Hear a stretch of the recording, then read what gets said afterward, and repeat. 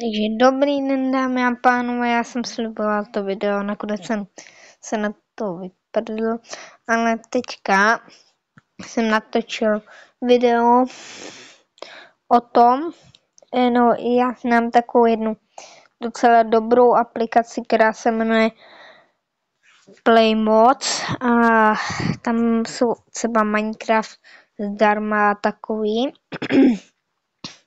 a tak.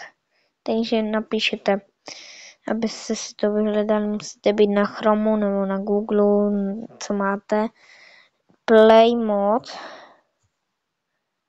Playmods.net dáte tohle, dáte to a tady dáte download nebo stáhnout, když to máte.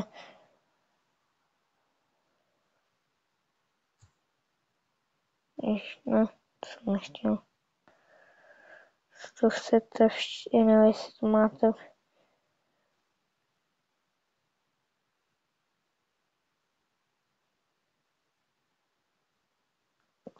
Jestli to máte v češtině, tak tady máte stáhnout. Tam zpátky do angličtiny. Tak jo. A tady teďka vám ukáže tohle. Dáte otevřít. Jo a nesmíte mít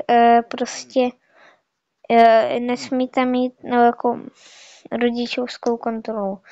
Ale prostě když máte rodičovskou kontrolu, tak to nepůjde stáhnout, jestli teda nemáte prostě povolený, nemáte povolený prostě stahování z neznámých zdrojů. A potom si tady, jo, pozor, to jsem chtěl říct, že tady někde třeba jsou, na něčem jsou třeba viry. Na to pozor, že třeba, co vám řeknu, tady je jedna, který vím, že jsou tam viry. Jak to bylo? Jako FNAFko vám tam půjde. FNAF in do pit.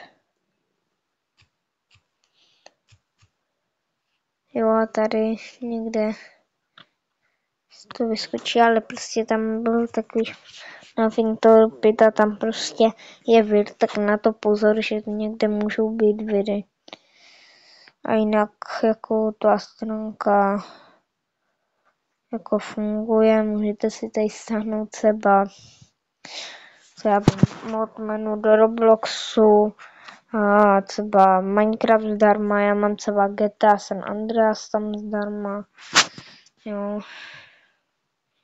Vidíte, tady jsme spouští GTA San Andreas, no. A jo, tak, no a prostě tak. Takže zatím čau.